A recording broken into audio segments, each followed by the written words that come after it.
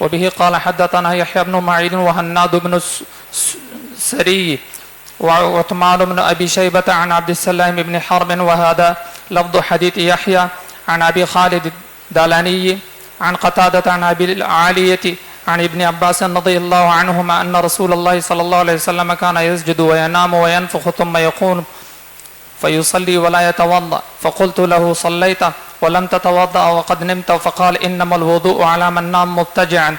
زاد عثمان وهناد فإنه إذا اضطجع استرخت مفاصله. قال أبو داود قوله الوضوء على من نام مضطجعا هو حديث منكر لم يروه إلا يزيد الدالاني عن قتادة وروى أوله جماعة عن ابن عباس رضي الله عنهما لم يذكروا شيئا من هذا. وقال كان النبي صلى الله عليه وسلم محفوظا. وقالت عائشة رضي الله عنها قال النبي صلى الله عليه وسلم تنام عيناي ولا ينام قلبي. وقال شعبة إنما سمع قتادة عن أبي العالية 4 أحاديث حديث يونس بن متى وحديث ابن عمر رضي الله عنهما في الصلاة وحديث القضاة 3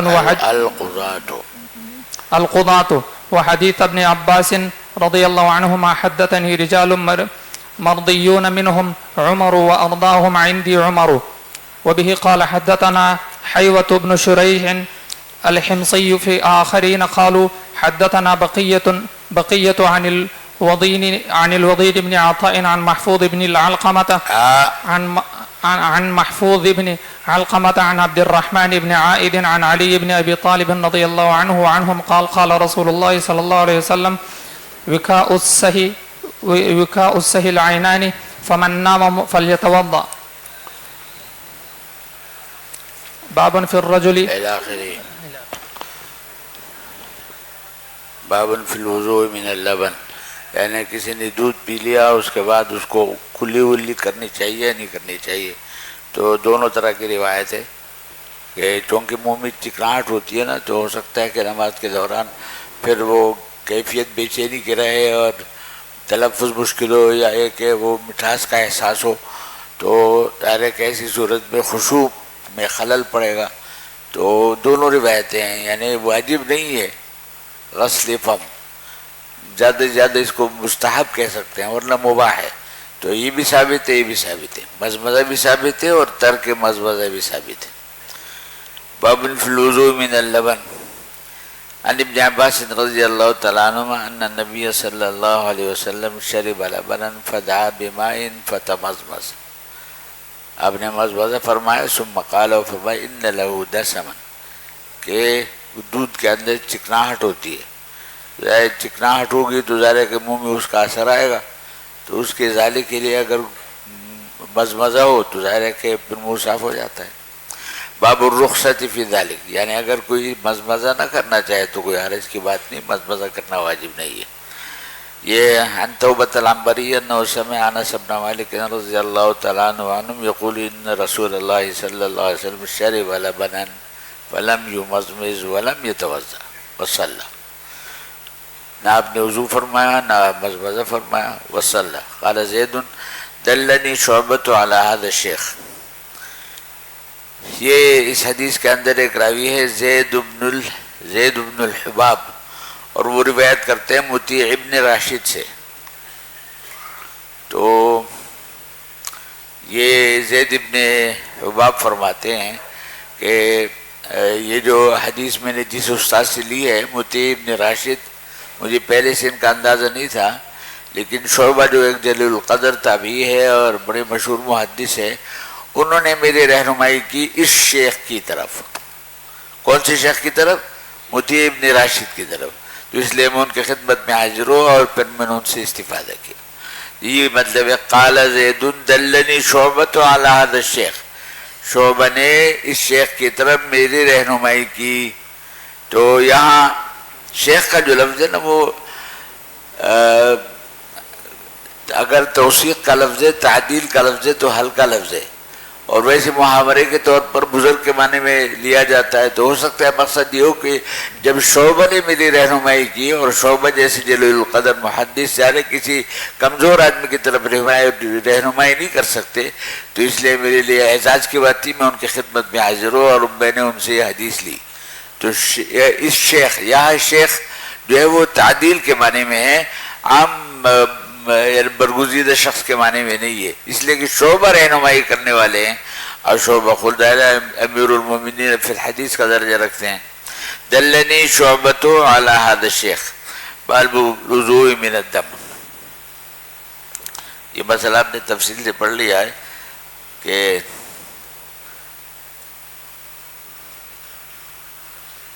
دم اگر سبیلین سے نکلے تو امام مالک کے علاوہ تمام ائمہ اس بات پر متفق ہے کہ وہ ناقض ہے، اور اگر معدد سبیلین سے نکلے تو کسی کے نزدیک بھی ناقض نہیں سوائے احناف کے، اور امام مالک کے نزدیک تو دم خارج من احد السبیلین بھی ناقض نہیں، اس لیے کہ ان کے لیے ضروری ہے ناقض ہونے کے لیے کہ مخرج بھی معتاد ہو اور خارج بھی معتاد ہو۔ یہ وجہ ہے کہ وہ دم استحاضہ کو ناقض نہیں سمجھتے تعبداً، چونکہ حدیث میں آیا حکم اس لیے تعبداً بوضو کے قائل ہے، اس لیے نہیں کہ دم استحاضہ ناقض وضو ہے ناقض طہارت ہے۔ تو یہاں دم کے بارے میں ابو داؤد میں تو اس واقعے کا ذکر نہیں ہے، لیکن نہیں ہے ترمذی میں، لیکن ابو داؤد نے اس واقعے کا تفصیلی ذکر کیا کہ کس طرح سے کون سا غزوہ تھا اور کیا ہوا، اور نبی کریم صلی اللہ علیہ وسلم نے پہرے دار مقرر کیے تھے، اور پھر وہ ایک مشرک تھا اور اس کی بیوی کام آ گئی تھی تو یعنی مر گئی تھی اس میں، تو اس نے قسم کھا لی تھی کہ میں اس وقت تک بعد نہیں رہوں گا جب تک کہ میں خون نہ بہاؤں اصحاب محمد صلی اللہ علیہ وسلم میں، جو یہ واقعہ ہے۔ اس واقعے سے استدلال ہے حضرات حنابلہ کا بھی، شوافع کا بھی اور مالکیہ کا بھی، کہ دیکھو خون نکلا لیکن وہ صحابی اپنے نماز میں مشغول رہے، جس کا مطلب ہے کہ وہ خروج دم کو ناقض نہیں سمجھ رہے تھے۔ لیکن جواب بھی آپ نے پڑھا ہے کہ یہ ایک صحابی کا اپنا عمل تھا، اس پر نبی کریم صلی اللہ علیہ وسلم کی تقریر ثابت نہیں ہے۔ دوسری بات ہے کہ وہ منہمک تھے اس سورت کی تلاوت میں، تو ان کو تو احساس بھی نہیں ہوا۔ ایک بہت بڑے بزرگ سے ان کی ٹانگ کٹنی تھی، ٹانگ، تو ڈاکٹروں کے پاس وہ بے ہوش کرنے والی دوا نہیں تھی اور آپریشن کا سارا معاملہ تیار تھا، ٹانگ کٹنی تھی، تو انہوں نے بزرگ نے کہا کہ آپ لوگ کاٹو، پرواہ نہ کرو۔ انہوں نے کچھ پڑھنا شروع کیا اور آخر تک ان کو احساس نہیں ہوا۔ یعنی اس دور میں یہ کس کا واقعہ پتہ ہے؟ مفتی محمد حسن صاحب رحمۃ اللہ علیہ کا، جامعہ اشرفیہ کے محتم میں، ان کا مزار یہاں کراچی میں، قبر یہاں کراچی میں، تو یعنی وہ کوئی دوا ہوا، کوئی بے ہوشی ویشی کچھ نہیں ہوئی، بس وہ اپنے پڑھتے رہے اور وہ ڈاکٹر بھی کاٹتے رہے، ٹانگ کاٹی انہوں نے۔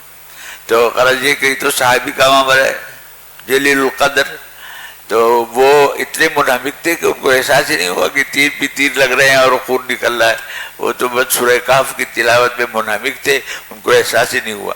تو ظاہر ہے کہ یہ تو ایک فنا فی اللہ ایک خاص معاملہ ہے، اس کو شرعی ضابطہ نہیں بنایا جا سکتا، جبکہ دیگر روایت ہے کہ الوضوء من کل دم سائل، اور من اصابہ قیء او رعاف او قلس، ابن ماجہ کی روایت ہے فلینصرف ولیتوضا ولیبنی علی صلاتہ ما لم یتکلم، یہ ساری روایات ہے۔ اسی طرح دم استحاضہ کے بارے میں فرمایا کہ فإنہ دم عرق، کہ وہ ایک رگ کا خون ہے، اس وجہ سے اس سے وضو کرنا واجب ہے۔ تو چونکہ دیگر روایت میں خروج دم کو ناقض وضو قرار دیا گیا ہے، اس لیے احناف کا مسلک یہ ہے کہ وہ احد السبیلین سے نکلے یا ما عدا السبیلین سے نکلے۔ اگر سائل ہے اور صرف دم ہونا ضروری نہیں ہے، اگر صدید ہے، پیپ ہے، اس طرح کی کوئی چیز ہے، اور اس کا نکلنا بھی یہ موجبات وضو میں سے ہیں، نواقض وضو میں سے ہیں۔ تو بہرحال یہاں یہ وضو من الدم سے متعلق ہی باب ہے۔ عن جابر رضی اللہ تعالیٰ عنہ قال خرجنا مع رسول اللہ صلی اللہ علیہ وسلم یعنی فی غزوۃ ذات الرقاع، غزوہ ذات الرقاع کے لیے ہم نکلے تھے. فاصاب رجل امرأۃ رجل من المشرکین، ہمارے ایک آدمی نے مشرکین کی ایک عورت کو قتل کر دیا. ہو سکتا ہے کہ وہ یعنی مددگار ہو اپنے آدمیوں کی. ویسے تو عورتوں کو قتل نہیں کیا جاتا، بچوں کو، لیکن اگر عورت خود صاحب رائے کمانڈ کر رہی ہے یا تلوار لے کے آ گئی ہے اور محارب بن کے، تو ظاہر ہے کہ پھر اس کا تو کوئی احترام نہیں ہوگا. پھر تو عام جو جنگجو ہے وہ انہی کے زمرے میں اس کو بھی شامل کیا جائے گا. وہ جو قتل سے روکنے کا حکم ہے اس وقت بات ہے جبکہ وہ حرب و ضرب میں اس کا کوئی حصہ نہ ہو، اس کی کوئی مشارکت نہ ہو. لیکن اگر مشارکت ہے تو پھر تو مردوں کی طرح ہے. چنانچہ کہتے ہیں کہ فَأَصَابَ رَجُلٌ امرأۃ رَجُلٍ مِّنَ الْمُشْرِكِينَ فَحَلَفَ، وہ مشرک جو شوہر تھا اس عورت کا، اس نے قسم کھائی کہ انی لا انتہی، میں اس وقت تک باز نہیں آؤں گا حتی احریق دما فی اصحاب محمد صلی اللہ علیہ وسلم، جب تک کہ میں اصحاب محمد میں خونریزی نہ کروں، یعنی کسی کا خون نہ بہاؤں، جب تک بدلہ نہ لوں میں پیچھے نہیں ہٹوں گا.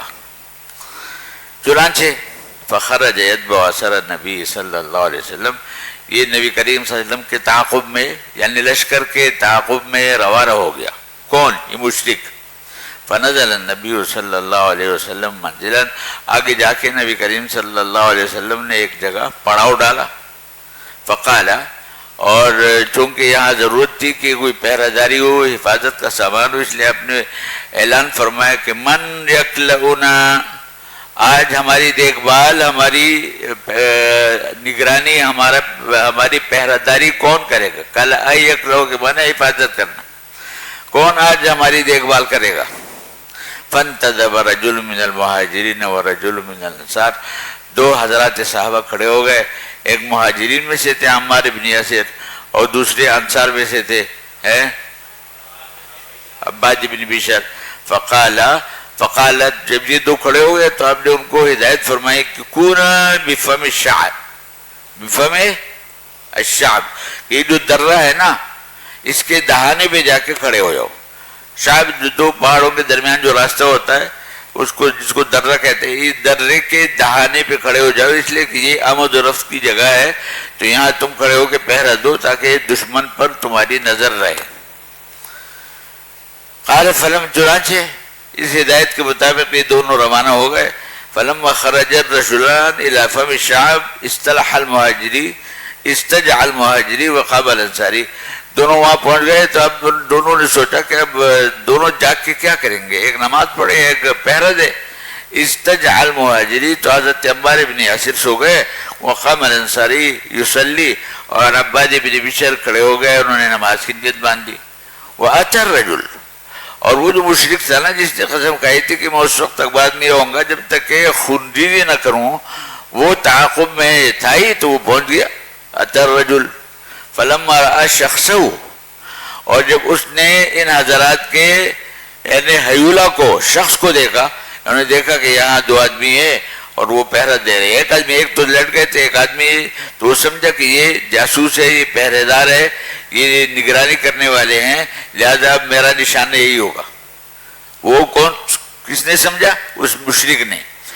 فلما رأى شخصه، جب انہوں نے ان کا یعنی ان کا حیولہ دیکھا، ان کی جثے کو دیکھا. کن کی جثے کو؟ حضرت عباد بن بشر جو انصاری صحابی تھے اور جو پہرہ دے رہے تھے.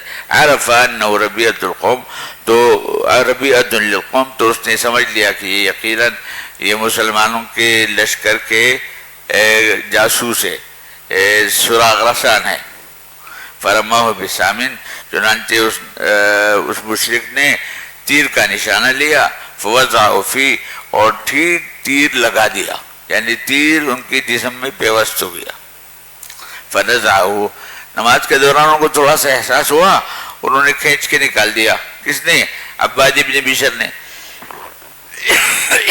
حتی رماہ بثلاثۃ اسہم، اور اس طرح کے بعد دیگرے اس نے 3 تیر چلائے اس مشرک نے.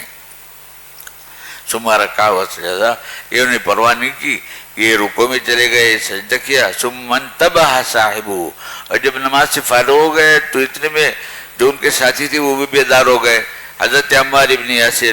فلما عرف انہم قد نذروا بھی، اور جب مشرک نے سمجھ لیا کہ اب ان کو میرا پتہ چل گیا ہے، میرے بارے میں ان کو اطلاع ہو گئی ہے کہ یہ حرکت میری ہے اور میں دشمن کا آدمی ہوں اور ان کے تعاقب میں ہوں، جب اس نے سمجھا انہم نذروا بھی کہ یہ لشکر کے لوگ میرے بارے میں آگاہ ہو گئے ہیں، تو ہربا، وہ بھاگ نکلا. مشرک چلا گیا، کام اس نے تو کر دیا تھا اپنا. فلما رأى المهاجري ما بالانصار من الدماء، اور جب حضرت عمار ابن یاسر نے عباد بن بشر کو دیکھا کہ ان کا سارا جسم خون میں آلودہ ہے، تو قال فرمایا سبحان اللہ، اللہ انبعثنی اول ما رمى، کہ پہلے جب تیر لگاتا تو آپ نے مجھے اٹھایا کیوں نہیں، میں خبر لیتا اس مشرک کی.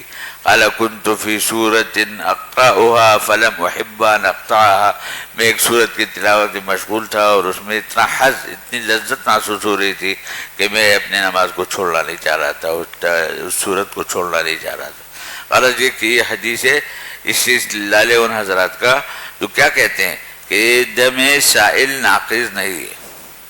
سب کا استدلال اسی سے ہے، امام شافعی کا بھی، امام مالک کا. امام مالک کا تو اس لیے کہ وہ معدہ سبیلین سے، یہ امام شافعی کا بھی مسلک ہے کہ معدہ سبیلین سے جو نجاست نکلے وہ ناقض نہیں ہوتی، تو سب کا اس سے استدلال ہے. لیکن نظر ہے کہ جیسے میں نے عرض کیا حضرات حنفیہ کے پاس مختلف دلائل ہے، اور جہاں تک اس معاملے کا تعلق ہے تو یہ کوئی یہ بھی ہو سکتا ہے کہ یہ اس وقت کی بات ہو جب ابھی تک دم سائل کا ناقض ہونا معلوم نہیں تھا.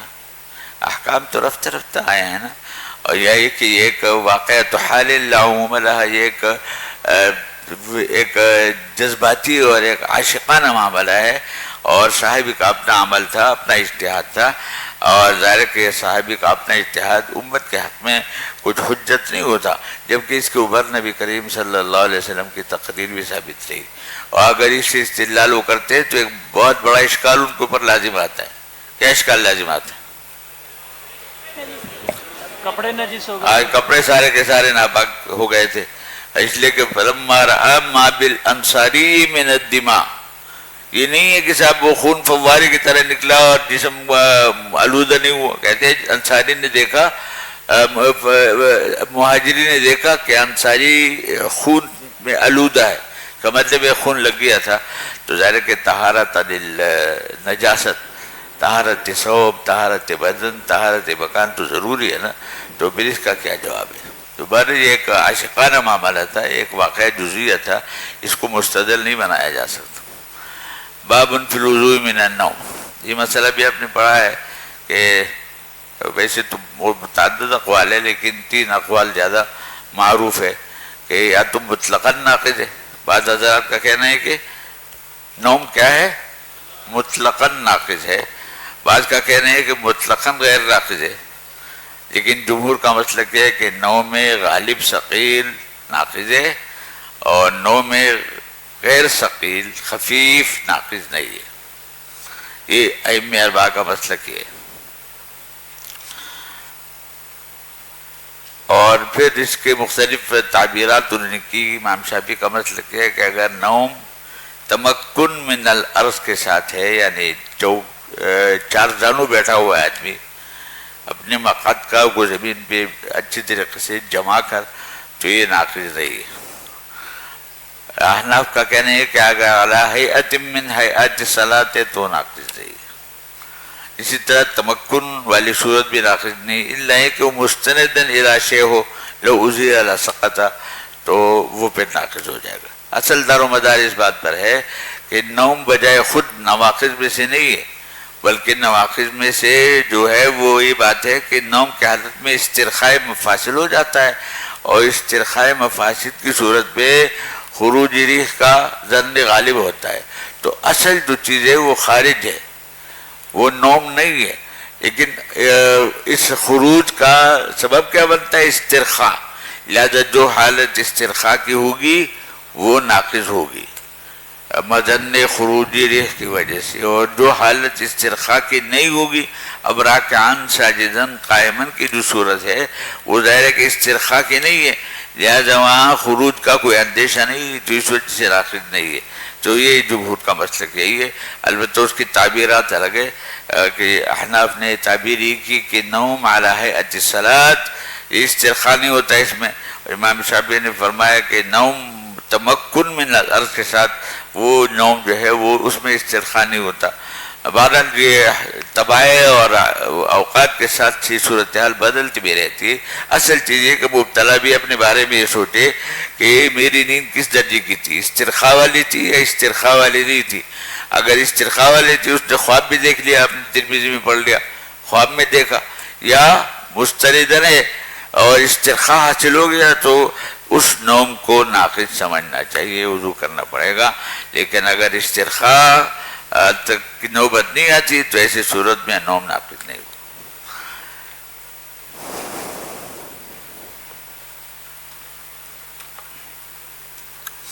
باب فی الوضوء من النوم۔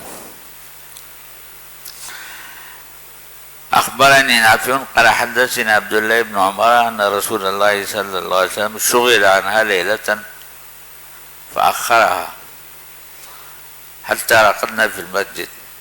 یہ کہتے ہیں کہ نبی کریم صلی اللہ علیہ وسلم کو ایک دفعہ دیر ہو گئی عشاء کی نماز کے لیے آنے میں، شغل عنہا لیلۃ فأخرها، لوگ انتظار کرتے رہے اور نماز میں تاخیر ہو گئی، لوگ حتی رقدنا فی المسجد، حاجدین مسجد کے اندر سونے لگے۔ ثم استيقظنا، کہتے ہیں ہم سوئے پھر جاگے، ثم رقدنا ثم استيقظنا، یہ سونا جاگنا چلتا رہا، ثم رقدنا ثم خرج علینا، پھر آپ تشریف لائے، فقال لیس احد ينتظر الصلاة غیرکم، اور آپ نے ہمارے حوصلہ افزائی فرمائی کہ تم لوگ انتظار میں بیٹھے ہو، یہ مجاہدہ کر رہے ہو، اس کا تمہیں بڑا اجر ملے گا، ورنہ باقی لوگ تو نمازیں پڑھ پڑھ کر سو گئے۔ باقی لوگ کون؟ یعنی عورتیں، بچے، ڈائریکٹ اپنے گھروں میں نماز پڑھ کے سو گئے، یا یہ کہ مسجد نبوی کے علاوہ دیگر مساجد میں لوگ ابتدائی وقت میں نماز پڑھ کر سو گئے، تم انتظار میں ہو تو اس انتظار کا تمہیں اللہ کے یہاں اجر ملے گا۔ دوبارہ یہاں کیا ہے کہ ہم سو گئے اور پھر ہم نے نماز پڑھی اور وضو نہیں کیا، تو ظاہر ہے کہ یہ سونا استرخاء والا تو ساری بیٹھ بیٹھ کے انتظار کرتے رہے، تمکن والا سونا تھا، اور اس میں جھونکے آتے رہے، سر بھی ہلتے رہے، کروٹیں بھی ہلتی رہی، تو چونکہ یہ نوم ثقیل نہیں تھا، خفیف تھا، اس لیے اس کو ناقص نہیں سمجھا گیا۔ ثم خرج علينا فقال ليس احد ينتظر الصلاة غيركم۔ ابھی قال حدثنا شاذ بن فیاض قال حدثنا هشام الدستوائي عن قتادة عن انس رضی اللہ تعالیٰ عنہ قال كان اصحاب رسول اللہ صلی اللہ علیہ وسلم ينتظرون العشاء الاخرہ، عشاء کی نماز کے لیے حضرات صحابہ کے بیٹھ جاتے تھے جماعت کے انتظار میں، لیکن نماز میں دیر ہوتی تھی، حتی تخفق رؤوسهم، تو ان کو جھونکے آنے لگتے تھے، یعنی سر جھک جھک جاتے تھے، نیند کا خمار شروع ہو جاتا تھا۔ ثم یصلون، لیکن اس حالت میں پھر وہ نماز میں شریک ہوتے، ولا یتوضؤون، اور وضو نہ کرتے، اس لیے کہ یہ نیند نہیں تھی باقاعدہ، بلکہ جھونکے تھے، اور ظاہر ہے کہ وہ اس درجے میں نہیں تھی کہ جن سے استرخاء مفاصل ہو جائے۔ قال ابو داود وزاد فی شعبہ قتادہ قال كنا نخفق علی عہد رسول اللہ صلی اللہ علیہ وسلم، شعبہ کے الفاظ یہ ہے کہ نبی کریم صلی اللہ علیہ وسلم کے زمانے میں ہمیں جھونکے آنے لگتے تھے۔ قال ابو داود ورواه ابن ابی عروبہ عن قتادہ بلفظ آخر، قال حدثنا موسى بن اسماعیل وداود بن شبیب قال حدثنا حماد عن ثابت البنانی ان انس بن مالک رضی اللہ تعالیٰ عنہ قال اقیمت صلاة العشاء، نماز کھڑی ہو گئی عشاء کی، فقام رجل فقال یا رسول اللہ ان لی حاجہ، ایک صاحب آئے اور آپ سے درخواست کی کہ مجھے آپ سے کوئی ضروری مشورہ کرنا ہے۔ نماز شروع ہو رہی تھی، لیکن اتنے میں ایک صحابی آئے اور آپ سے درخواست کرنے لگے کہ مجھے آپ سے ایک ضروری کام ہے، مجھے ضروری مشورہ کرنا ہے۔ تو آپ نے ان کی بات توجہ سے سنی. فقام یناجیہ، آپ ان کے ساتھ کھڑے ہو گئے اور وہ خفیہ مناجات کے طور پر، نجوہ کے طور پر، مشورے کے طور پر سرگوشی کرنے لگے. حتی نعس القوم، اور اس میں اچھی خاصی تاخیر ہو گئی کہ لوگوں کو جھونکے آنے لگے، نیند آنے لگی. حتی نعس القوم او بعد القوم ثم صلی بہم ولم یذکروا وضوءا، پھر آپ نے اس آدمی کو فارغ کر کے نماز پڑھائی اور یہاں کسی کی وضو کرنے کا ذکر نہیں، اس لیے کہ یہاں نیند نہیں تھی باقاعدہ جو استرخاء مفاصل کا ذریعہ ہو اور اس کی وجہ سے وضو واجب ہو. قال حدثنا يحيى بن معين وهناد بن السري وعثمان بن ابي شيبه عن عبد السلام بن حرب وهذا لفظ حديث يحيى عن ابي خالد الدالاني عن قتادة عن ابي العلي عن ابن عباس رضي الله تعالى عنهما ان رسول الله صلى الله عليه وسلم كان يسجد وينام وينفخ ثم يقوم فيصلي ولا يتوضا، کہ سجدے میں جاتے اور سجدے میں جا کے آپ پر کوئی نیند کا اثر ظاہر ہو جاتا تھا. وَيَنْفُخُ، اور ہلکی ہلکی ناک سے آواز بھی نکلنی شروع ہو جاتی تھی. لیکن ثم يقوم فيصلي، پھر کھڑے ہو کے اپنی نماز پوری فرماتے. وَلَا يَتَوَضَّأ، اور وضو نہ فرماتے. مطلب یہ کہ جو نیند کا اثر تھا یہ ناقض وضو نہیں بنا تھا. فَقُلْتُ لَهُ، ایک دفعہ میں نے عرض کی آپ سے کہ صلیت ولم تتوضأ وقد نمت، کہ آپ کو تو نیند آ گئی تھی اور آپ نے نماز پوری کی، حالانکہ نیند میں تو اس کے بعد وضو کرنا ہوتا ہے، وضو آپ نے نہیں فرمایا.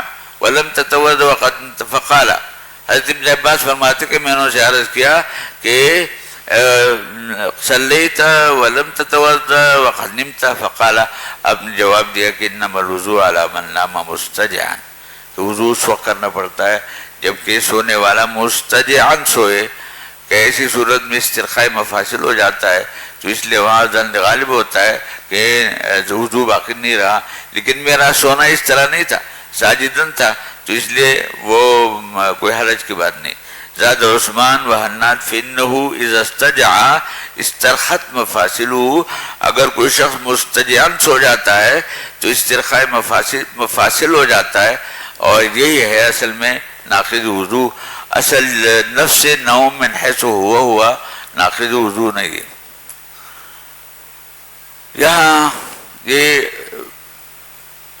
انما النوم علی من نام، انما الوضوء علی من نام مستجعا، یہ جملہ آپ نے ترمذی میں بھی پڑھا ہے. حضرت ابن عباس نے آپ سے پوچھا کہ آپ نے وضو نہیں فرمایا وقد نمتا، تو آپ نے جواب دیا کہ انما الوضوء علی من نام مستجعا. میں نے وہاں عرض کیا تھا کہ یہ جملہ ہے یہ آپ نے اپنی حالت بتانے کے لیے نہیں فرمایا، بلکہ ایک حکم کلی ہے، قاعدہ شرعی بتایا کہ عام آدمی جب مستجعن سوئے گا تو یہ کیفیت اس کے لیے ناقض وضو بن جائے گی. جب تک کہ مستجعن نہ سوئے، اگر وہ قائمن ساجدن راکعن سوتا ہے تو وہ یہ کیفیت ناقض وضو نہیں ہے.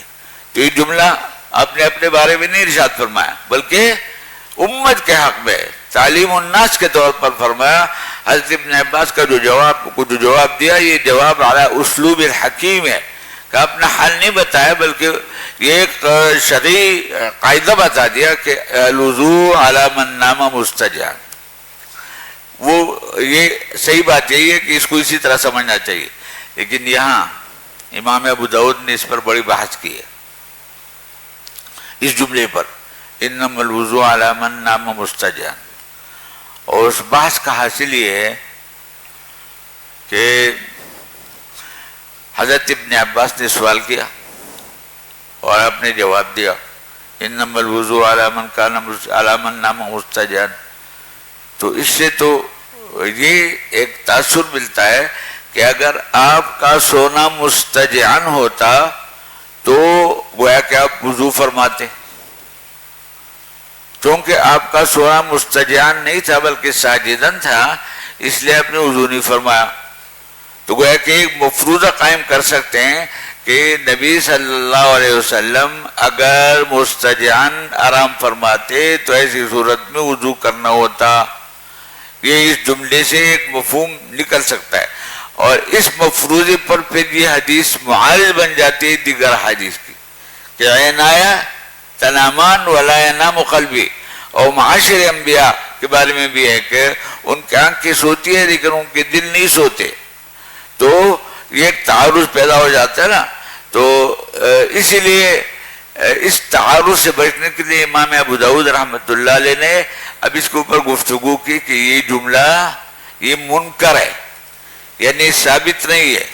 اس لیے کہ اگر اس کو ہم مان لیں گے اور اس کا مفہوم وہی قرار دیں گے کہ گویا کہ نبی کریم صلی اللہ علیہ وسلم اس جملے کے سے متعلق اپنے بارے میں ارشاد فرما رہے ہیں کہ میرا سونا ساجدن تھا، اگر مستجیان ہوتا تو مجھے وضو کرنا پڑتا. اس مفروضی کو اگر تسلیم کر لیا جائے تو پھر یہ حدیث معارض بنتی ہے دیگر حدیث کی. تو امام ابو داؤد نے اسی مفروضی کی بنا پر کہ چونکہ یہ متعارض بنتی ہے یہ حدیث اس جملے کے ساتھ دیگر حدیث کی، اس لیے اب وہ اس جملے کی پیچھے پڑ گئے کہ یہ جملہ صحیح نہیں ہے، یہ منکر ہے. کیا ہے؟ منکر ہے. اور یہ منکر کیوں ہے کہ یہ یزید الدالانی کا اضافہ ہے اس روایت کے اندر جو ایک راوی ہے، اور اس میں ان کا کوئی مؤید موجود نہیں ہے. تو اس وجہ سے منکر ہے. اس وجہ سے منکر ہے کہ حضرت عائشہ کی حدیث ہے کہ عنایہ تنامان ولا ینام قلبی. اس وجہ سے بھی منکر ہے کہ نبی کریم صلی اللہ علیہ وسلم کا ارشاد ہے کہ انبیاء جو ہوتے ہیں محفوظ ہوتے ہیں، محفوظ. تو ان قرائن کی وجہ سے یہ جملہ کو ہے کہ یہ قابل قبول نہیں ہے. تو یہ اس جملے کے پیچھے کیوں پڑے امام ابو داؤد؟ میں نے بتایا نا کہ اس تصور سے کہ جملے کا یعنی مفہوم یہ نکلتا ہے کہ اگر میں مستجان سوتا تو مجھے وضو کرنا پڑتا. تو اس مفروضے کی بنا پر پھر یہ جملہ دیگر حدیث کی معارض بن جاتا ہے. اور امام ابو داؤد نے اس مفروضے کا اعتبار کیا اور کہا کہ ھذا حدیث منکر، اور دیگر جو اس کے معارض حدیث ان کو بھی جمع کیا، اور اس طریقے سے ایک لمبی بحث ہو گئی. حالانکہ اگر وہ بات کہی جائے جو ترمذی میں آپ نے پڑھی کیا کہ یہ جملہ آپ اپنے بارے میں ارشاد نہیں فرما رہے ہیں بلکہ یہ ایک شرعی حکم بیان فرما رہے امت کے حق میں. کیا رجوع علی من نام مستجان، اپنے بارے میں آپ نے کچھ جواب نہیں دیا، جواب دینے کی ضرورت محسوس نہیں کی. اور دوسرے حدیث میں دائرہ کے انبیاء کی نوع کا ذکر ہے، یہاں یہ جملہ آپ نے حضرت ابن عباس کے جواب میں عمومی طور پر حکم شرعی بتانے کے لیے اعلی اسلوب الحکیم جواب دیا، یا اپنا ذکر نہیں ہے. تو اس وجہ سے یہاں کوئی اشکال ہوتا ہی نہیں اگر اس کا تصور کیا جائے. لیکن امام ابو داؤد نے اس سے قطع نظر کر کے اس جملے کو اور اس جواب کو اس بات پر محمول کیا کہ اس سے تو یہ نکلتا ہے کہ اگر آپ مستجان سوتے تو آپ کو وضو کرنا پڑتا. چونکہ اس جملے کا یہ مفہوم نکلتا ہے اس لیے یہ جملہ صحیح نہیں ہے، یہ منکر ہے. اور منکر ہونے کے اور بھی دلائل ہے جو آگے بتا رہے ہیں. تو اس پر بڑی بحث ہو گئی، حالانکہ اس بحث کی ضرورت نہیں ہے اگر وہ بات سمجھی جائے کہ یہ جواب اعلیٰ اسلوب الحکیم ہے. آپ اپنے بارے میں ارشاد نہیں فرما رہے ہیں بلکہ حکم عام ارشاد فرمایا کہ دیکھو ہر نوم ناقض نہیں ہوتی، ہر نیند ناقض نہیں ہوتی، وہ نیند ناقض ہوتی ہے جو استرخاء کا سبب بنے. تو ایسے میں پھر کوئی اشکال لازم نہیں آتا. دیکھو یہ امام ابو داؤد اب اس پر کلام کر رہے ہیں.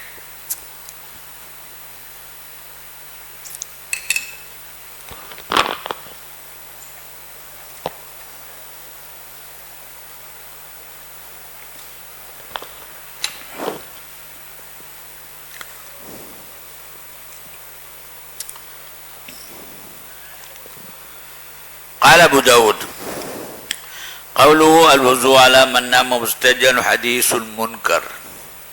سمجھ میں منکر کیوں ہے؟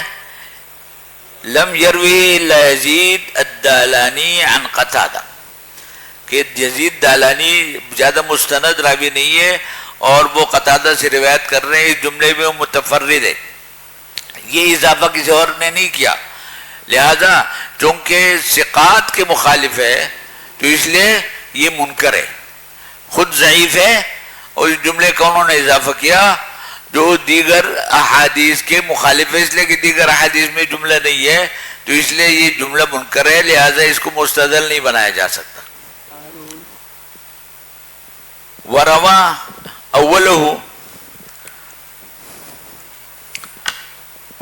اولہ جماعت عن ابن عباس، کہتے ہیں کہ اس حدیث کا ابتدائی حصہ اور بھی حضرات نے اس کو روایت کیا حضرت ابن عباس سے، لم یذکروا شیئا من ھذا، اور دیگر روایت میں جملہ نہیں ہے۔ تو جب یہ حضرت ابن عباس کی روایت ہے، اس میں یہ دالانی کا واسطہ ہے، اور یہ روایت دیگر حضرات کے واسطے سے بھی ہے، ابن عباس کی روایت ہے، اس میں جملہ نہیں ہے، تو اس لحاظ سے گویا کہ چونکہ ثقات کے مخالف ہے تو اس لیے یہ جملہ منکر ہے۔ وقالا، آگے دوسری دلیل، کان النبی صلی اللہ علیہ وسلم محفوظا، کہ نبی کریم صلی اللہ علیہ وسلم اس طرح کے انفعالات سے محفوظ تھے کہ حالت نوم میں استرخاء ہو اور وضو نہ رہے، اس کیفیت سے نبی کریم صلی اللہ علیہ وسلم محفوظ تھے، اس لیے کہ آپ نے خود فرمایا کہ تنام عینائے ولا ینام قلبی۔ وقالت عائشہ، چنانچہ دیکھو یا اس کی دلیل ہے، قال النبی صلی اللہ علیہ وسلم تنام عینائے ولا ینام قلبی۔ وقال شعبہ، اور ایک اور دلیل ہے اس بات کی کہ جملہ منکر ہے، وہ کیا کہ شعبہ کہتے ہیں کہ انما سمع قتادہ عن ابی العالیہ اربعۃ احادیث، کہ اس جملے کے یہ جو متن ہے نا اس میں قتادہ روایت کر رہے ہیں کسی ابن عباس سے، قتادہ ابو العالیہ سے روایت کر رہے ہیں، یہ کہاں ہے؟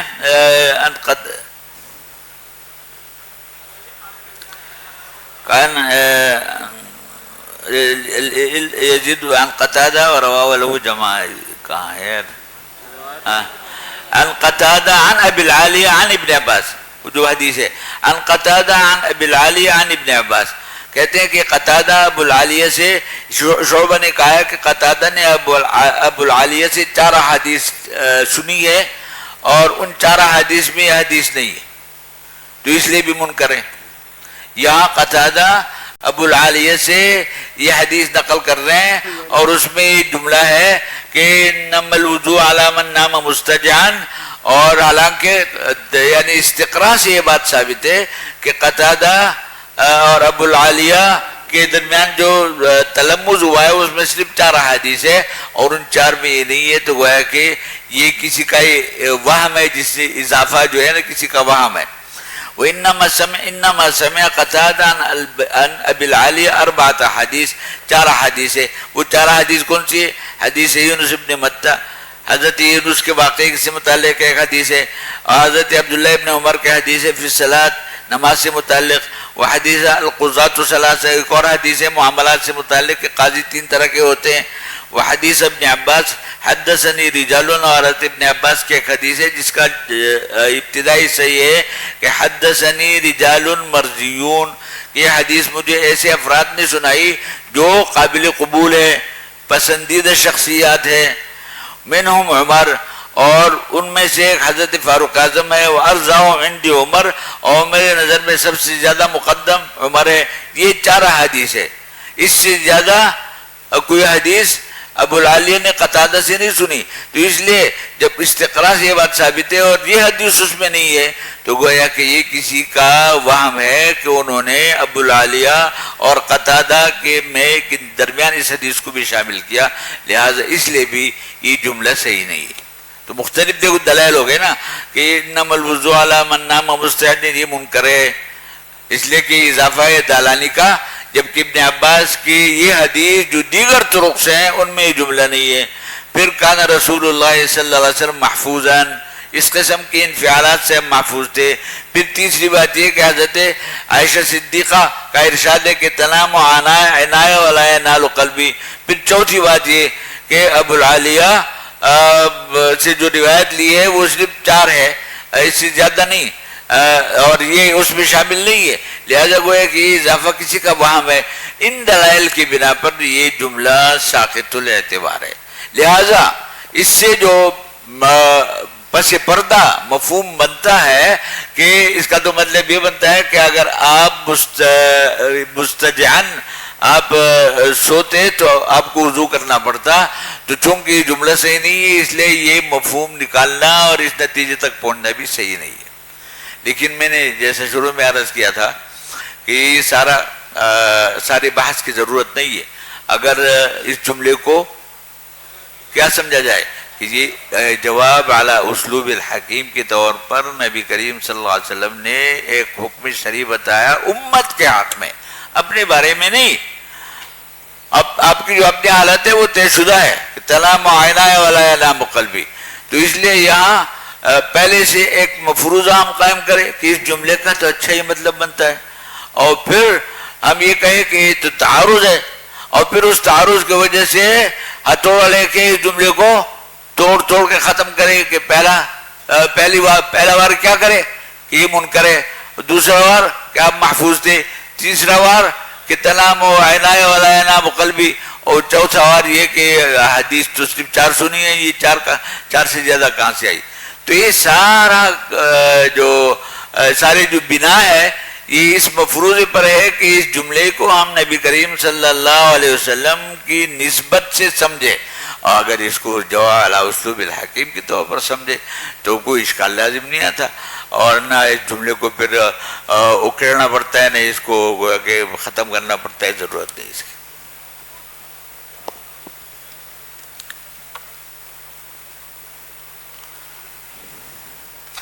حدثنا حيوة بن شريح الحمصي في آخرين قالوا حدثنا بقية عن الوزين بن عطاء عن محفوظ بن علقمة عن عبد الرحمن بن عائز عن علي بن أبي طالب رضي الله تعالى عنه قال رسول الله صلى الله عليه وسلم الوكاء السهى العينان فمن نام فليتوضأ۔ یہ وہی ہے کہ الوضوء على من نام مستجعا فإنه إذا استجع استرخت مفاصله، تو یہ اسی کی تعبیر دوسرے انداز کی کہ العینان وکاء السہ،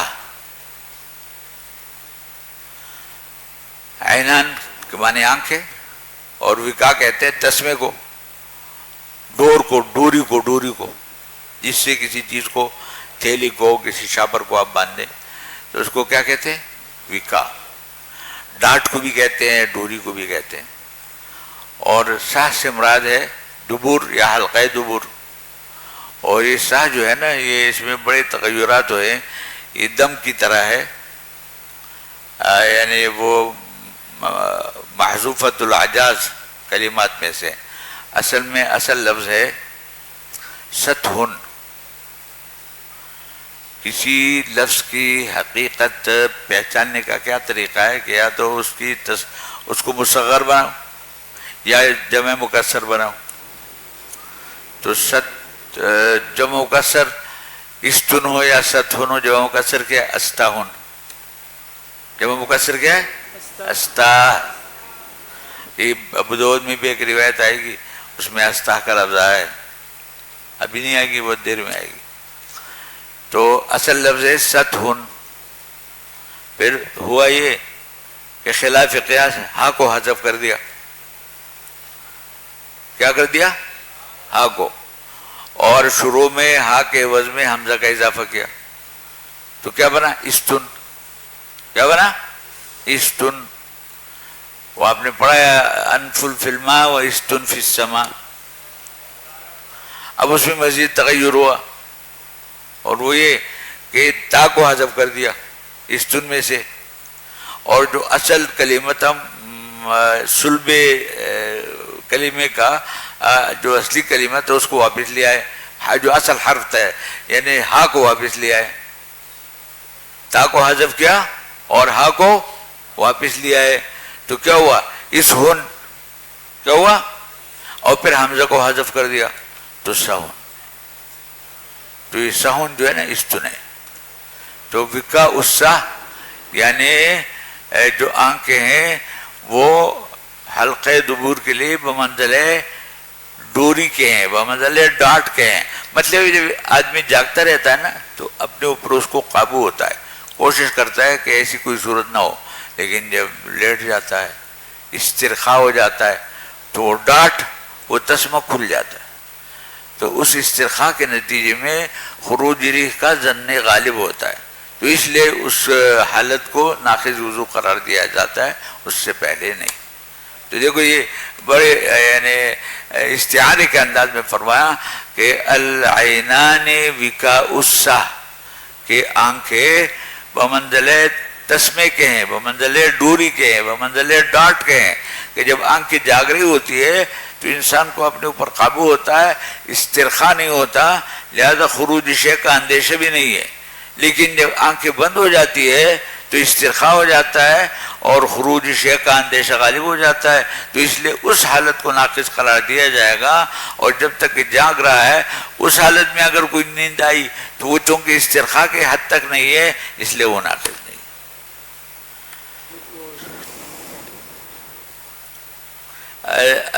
قال رسول اللہ صلی اللہ علیہ وسلم وکاء الصح العینان فمن نام فلیتوضا، جب تک کہ آنکھ جاگ رہی ہے اس وقت تک تو کوئی خطرہ نہیں ہے، لیکن اگر کوئی سو گیا تو ظاہر ہے کہ وہ تسمہ کھل گیا، استرخاء ہو گیا، ایسے میں خروج ریح کا ظن غالب ہے، لہذا اس کو وضو کرنا چاہیے۔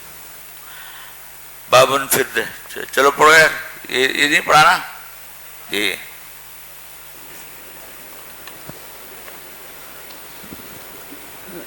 باب في الرجل يطأ الأذى برجله. وبه قال حدثنا هناد بن السري وإبراهيم بن أبي معاوية عن أبي معاوية قال وحدثنا عثمان بن أبي شيبة أخبرنا شريك وجرير قال أخبرنا شريك وجرير بن إدريس عن الأعمش عن شقيق قال عبد الله رضي الله عنه كنا لا نتوضأ من موطئ ولا نكف شعرا ولا ثوبا. قال إبراهيم أبي معاوية فيه عن الأعمش عن شقيق عن مسروق أو قال حدثه عنه قال عبد الله رضي الله عنه وقال هناد عن شقيق أو قال حدثه عنه قال عبد الله رضي الله تعالى عنه.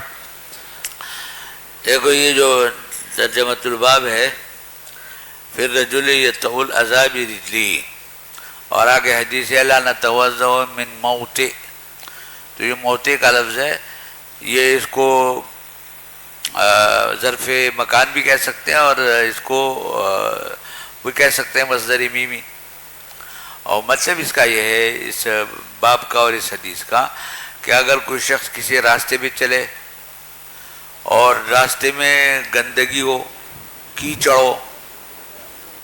ہو یا کیچڑ نہیں ہے تو ایسی خشک قسم کی گندگی ہے، یابس مینگنیاں پڑی ہوئی ہے، اس طرح کی لید ہے، کچھ اور چیزیں خشک، تو اس کو پر اگر چل کر جائے تو کیا اس کو وضو کرنا پڑے گا؟ تو یہ تو طے شدہ بات ہے کہ کچلنے سے، پاؤں کے نیچے روننے سے وضو نہیں ٹوٹتا، وضو شرعی تو نہیں کرنا پڑتے، تو یہ تو طے شدہ بات ہے، اس لیے کہ وضو روننے سے نہیں ختم ہوتا، وہ تو ما خرج من بدن الانسان یا کچھ اور جو چیزیں ہیں ان سے ٹوٹتا ہے۔ تو زیادہ سے زیادہ اس وضو کو غسل رجلین کے معنی میں لیا جا سکتا ہے، غسل رجلین، لیکن غسل رجلین کی ایک صورت ہے، اور وہ یہ کہ جس راستے کو اس نے جس راستے پہ اس نے پاؤں رکھے اس راستے میں نجاست بھی تھی اور پاؤں بھر گیا تھا اس نجاست میں، آلودہ ہو گیا تھا، تو ایسی صورت میں غسل رجلین ضروری ہوگا، ایسی صورت میں۔ لیکن اگر نجاست تر نہیں ہے، خشک ہے،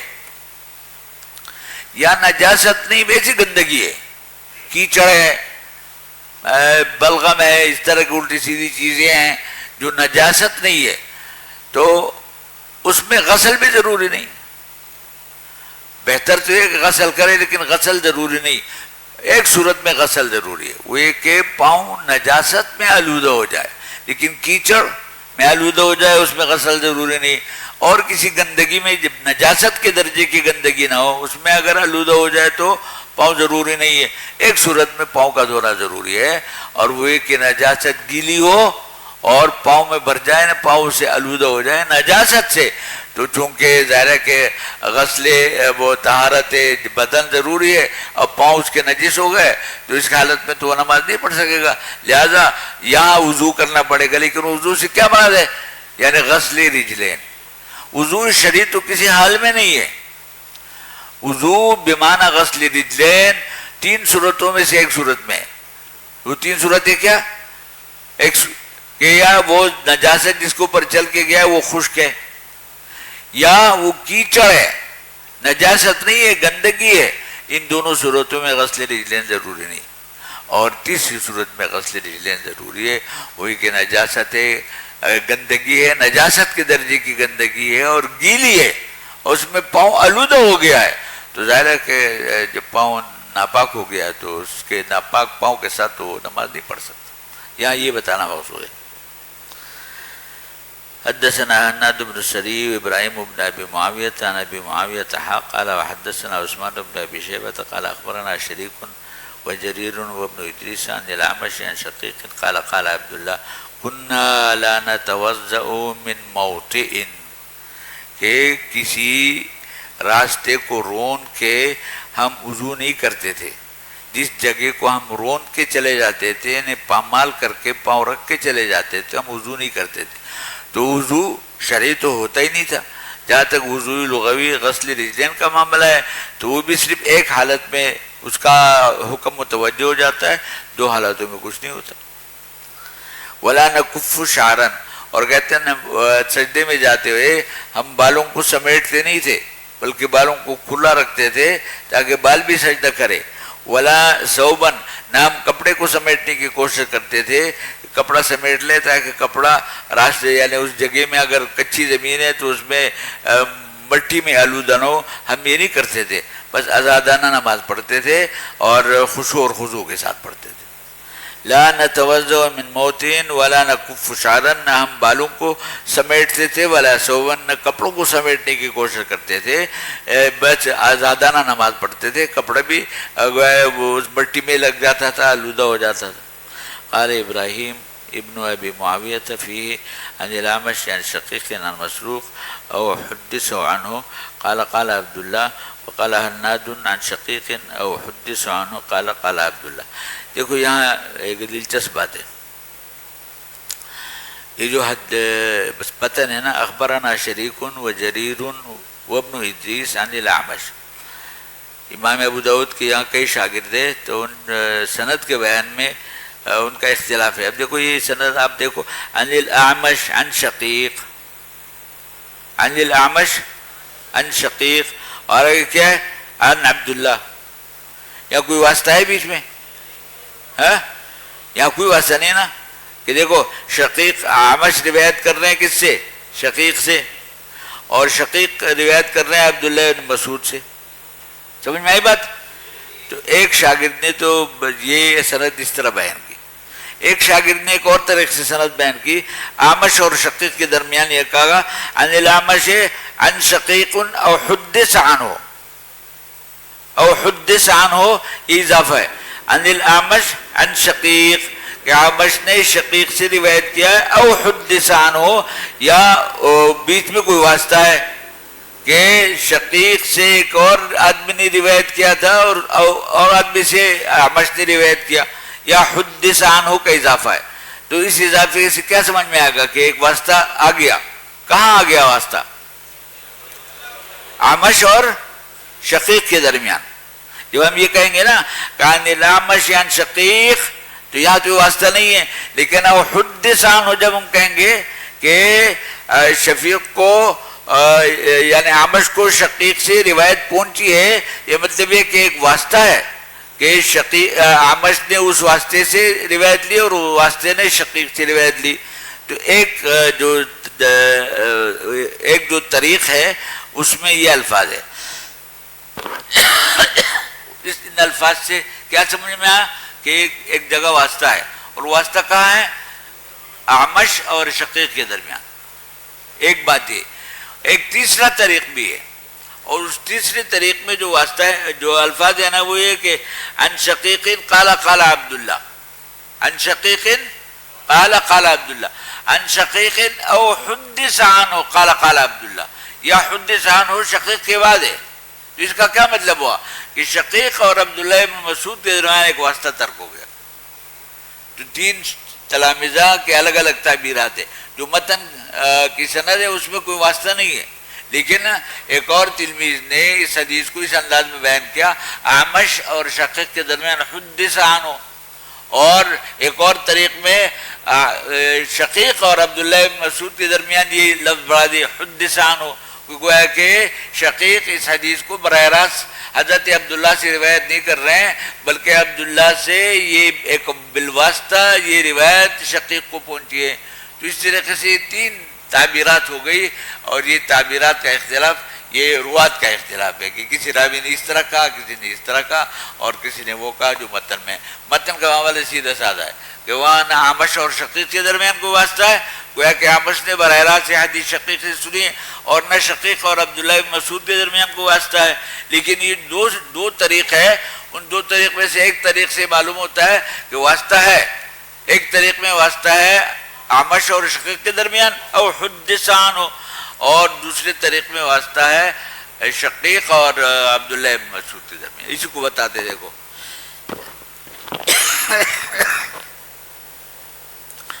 قال ابراہیم ابن ابی معاویہ، ابراہیم چونکہ استاد ہے نا، حدثنا حناد بن السری و ابراہیم ابن معاویہ، یہ ابراہیم بھی استاد ہے امام ابو داؤد کے. اور اسی طرح سے ایک اور استاد ہے حسان، ہا کے بعد نہیں عثمان. تین استاد ہیں کس کے؟ ابو داؤد کے. ہا سے پہلے کون ہے؟ حناد ہے اور ابراہیم ہے، اور ہا کے بعد کون ہے؟ عثمان. تو اس روایت میں امام ابو داؤد کے کتنے استاد ہو گئے؟ تین. اب ان تین استاذوں میں نے جو سند کو بیان کیا، ایک نے دو بیان کیا جو ہے، اور ابراہیم نے اور عثمان نے کسی اور طریقے سے بیان کیا. اسی کو کہتے ہیں کہ قال ابراہیم ابن ابی معاویہ فی، ابراہیم جو استاد ہے انہوں نے سند اس طرح بیان کیے، عن الاعمش عن شقیق عن مسروق. ہاں یا مسروق کا بھی اضافہ ہے، عن الاعمش عن مسروق شقیق عن مسروق اور حدث عنہ. دو چیزیں ہو گئی، مسروق کا بھی اضافہ ہے اور حدث عنہ. قال قال عبداللہ وقال حناد عن شقیق او حدث عنہ. قال عبداللہ کہ حضرت عبداللہ اور شقیق کے درمیان واسطہ ہے. ایک صورت میں دو واسطے ہیں، مسروق کا بھی واسطہ، اور دوسری صورت میں صرف ایک واسطہ ہے. ایک واسطہ شقیق اور عبداللہ بن مسعود کے درمیان ہے، اور پہلے طریق میں دو واسطے ہیں. مسروق تو ہے ہی، لیکن مسروق کے ساتھ ساتھ ایک اور بھی واسطہ ہے اعمش اور شقیق کے درمیان. اور تیسری جو اس امام کے شاگرد ہے، امام کے جو استاد ہے وہ ابراہیم کون سے؟ حناد. تو اس میں کوئی واسطہ کچھ نہیں ہے.